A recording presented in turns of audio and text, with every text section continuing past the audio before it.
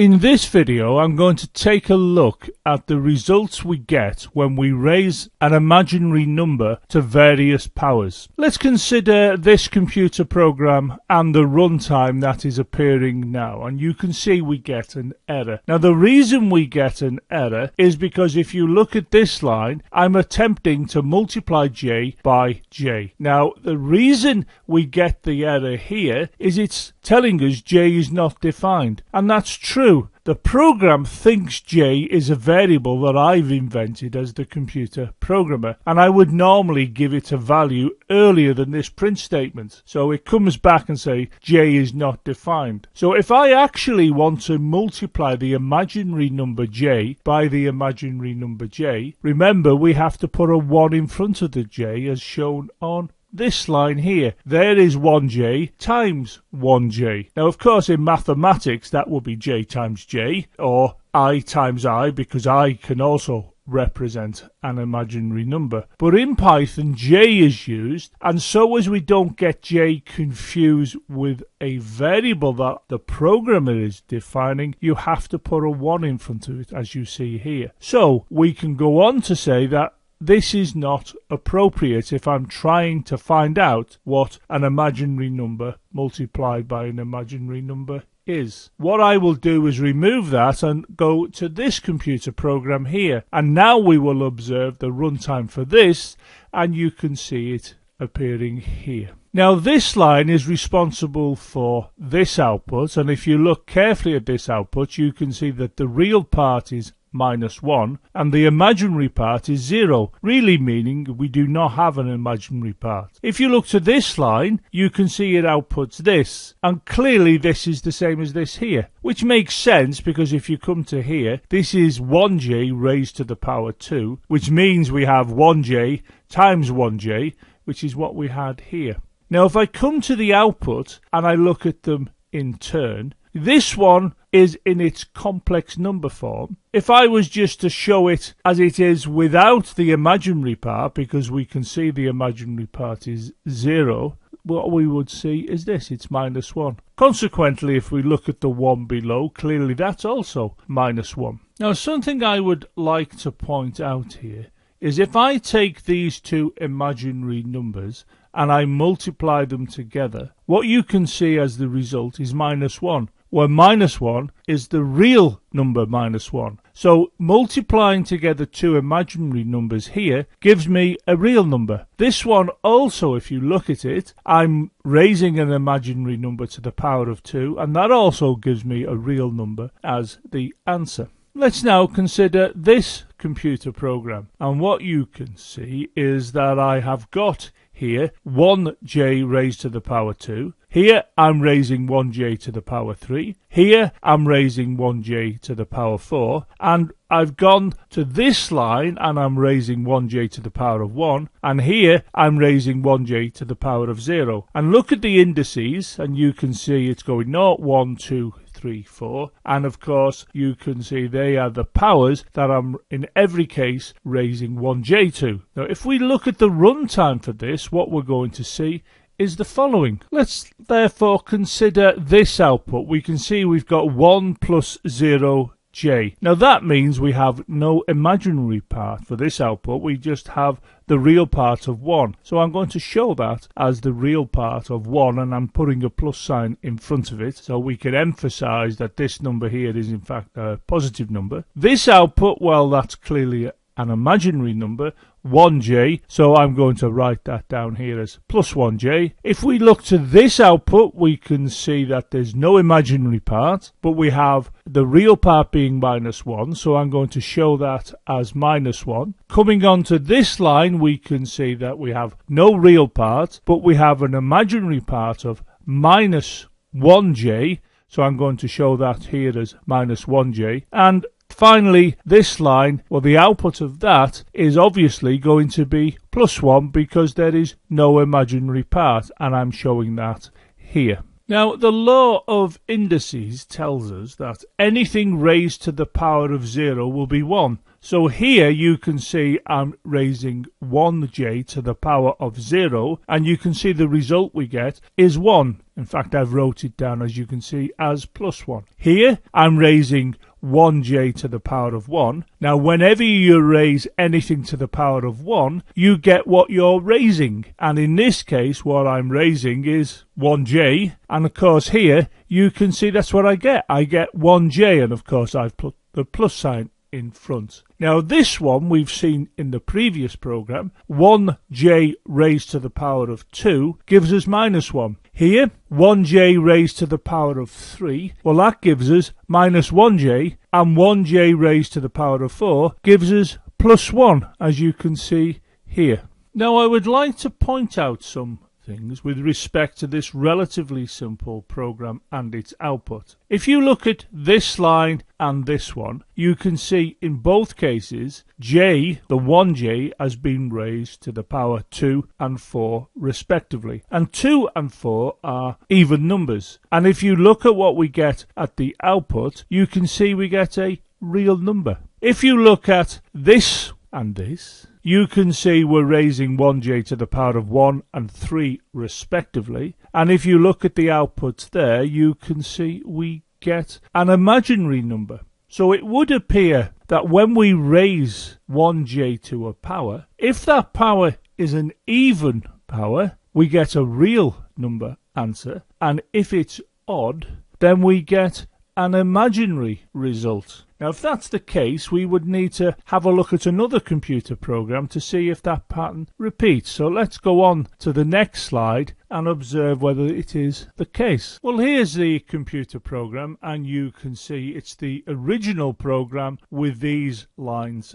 added. And you can see, if you look at the powers, you can see I go from 0 all the way through to 8. So it's 0, 1, 2, 3, 4, 5, 6, 7, 8. If I look to the output here, this is what we get. And if I show the output in a format that may be easy for us to appreciate, as shown here, that's going to be plus 1, that's 1j, this is minus 1, that's minus j. Now, and the next one is plus 1. Then we can see it's plus 1j, then we have minus 1, then we have minus 1j, and then finally we have plus 1. Let's have a look at all the ones where 1j is raised to a power that's even, and look at the output.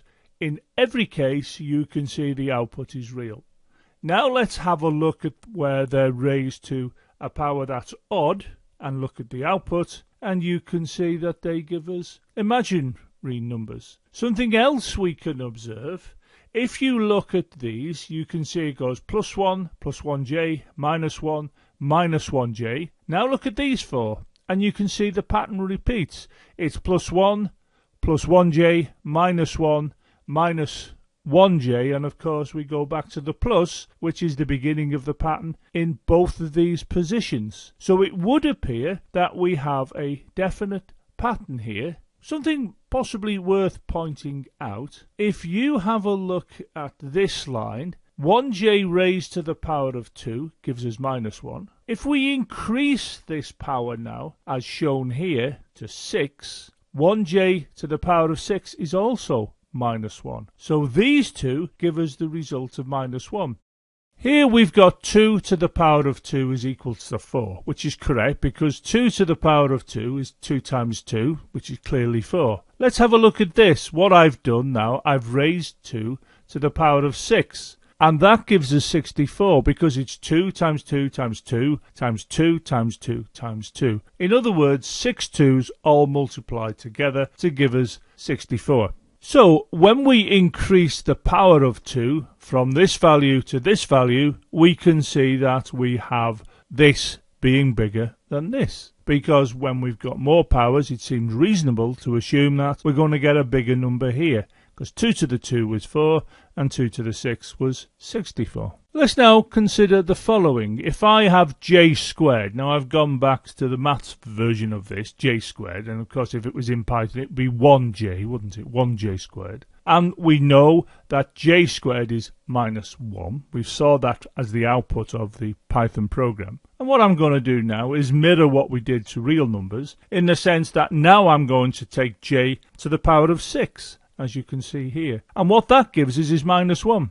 So j squared gives us minus 1, and j to the power 6 gives us minus 1. And now there is no increase between this and this. Now this may seem not very intuitive, because you're used to seeing indices give you a bigger number when the indices gets bigger. Whereas here, we're making the indices bigger, but we're getting the same value in this case. Now, real numbers are an example of a system of numbers. Likewise, complex numbers. And complex numbers, in fact, incorporate real numbers. The thing about complex numbers, they're going to be easy to add, easy to subtract, in the same way as real numbers are easy to add and to subtract. But complex numbers, although counterintuitive as shown on this slide, what I mean by that, the power is getting bigger, but the value given doesn't get bigger, is we know complex numbers are closed in themselves. They are referred to as an algebraically closed field. Now this means that they don't behave when we manipulate them in exactly the same way as real numbers behave, but they are numbers in their own right. They're just a different system of numbers, and we need to understand what happens when we add, subtract, multiply, divide and take the powers of complex numbers, because they don't behave intuitively in the same way as real numbers. What's really happening here is we're used to real numbers.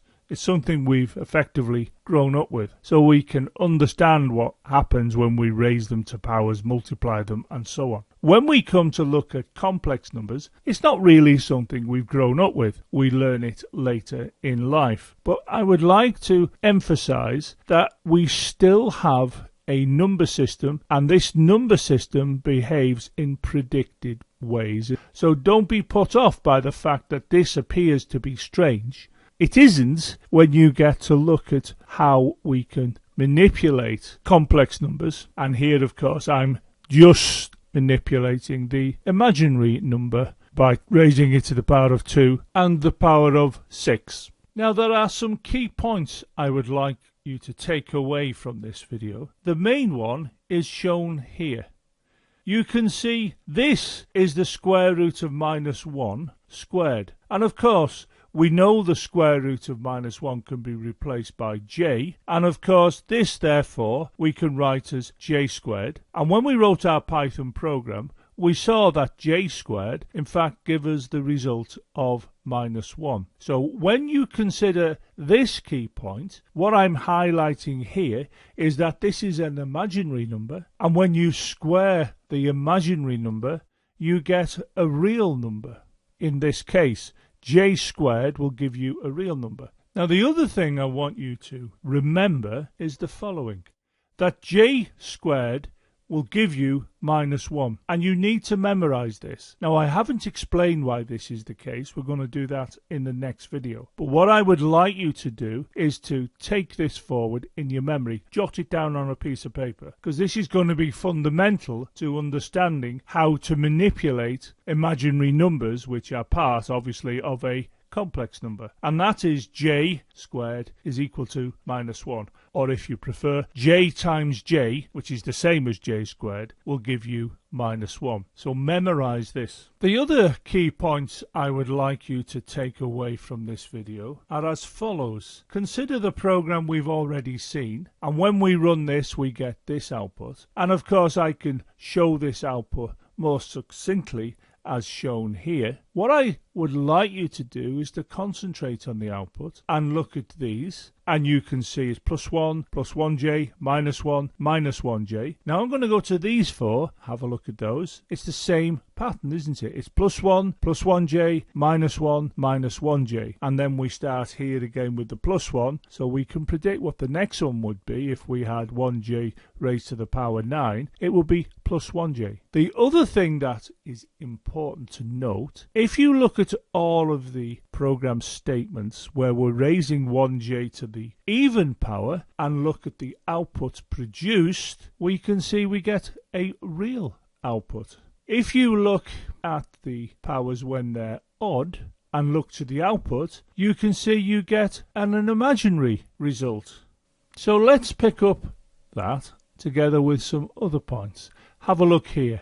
We know j squared is -1, and of course j squared is raising j to an even power, and we can see we get a real result of -1. What I'm now going to do is to look at j to the 6, and we get -1. So it would appear when we go from 2 to 6, which is an increase in the powers of 4, that the result is the same. Let's have a look at this one. J to the power 1. Well, 1 is odd, so you can see we get an imaginary result because we're dealing with an odd power. If I now go and say, well, what's j to the 5 then? 4 further on.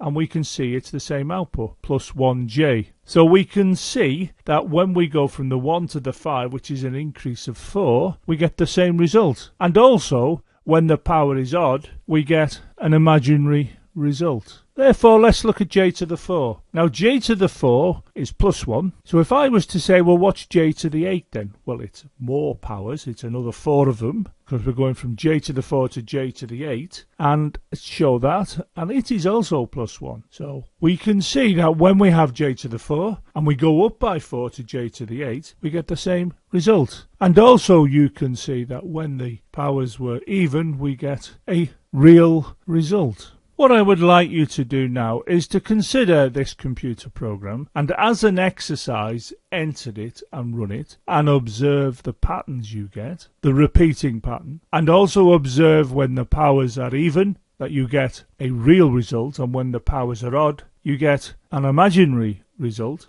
But also what I would like you to do at the end of this program, as pointed to by this arrow, I'd like you to add 4 more print statements. And they would be raising j to the 9. The next one would be raising 1j to the 10, then 1j to the 11, then 1j to the 12. Run it and see if that pattern continues, and see if all the even numbers give you a real number results, and when I mean even numbers, I mean the even powers, and have a look if the odd powers in fact give you an imaginary result.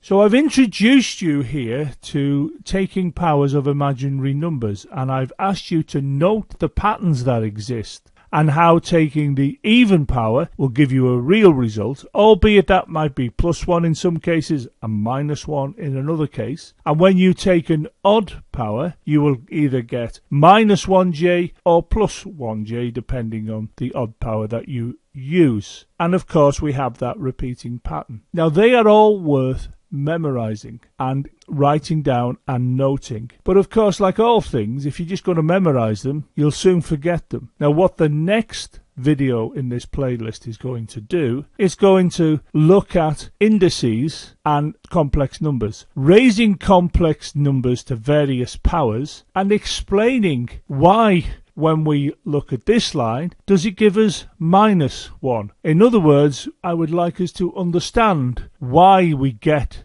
these results. But also, and finally, complex numbers is a system of numbers. They are an algebraically closed field, and they are consistent in the way in which they operate, in the same way their real number system is consistent in the way we can operate on them. It's just a different number system. Check out the supporting website for these videos. In addition, why not follow me on Twitter, as I issue a tweet every time I upload a new video.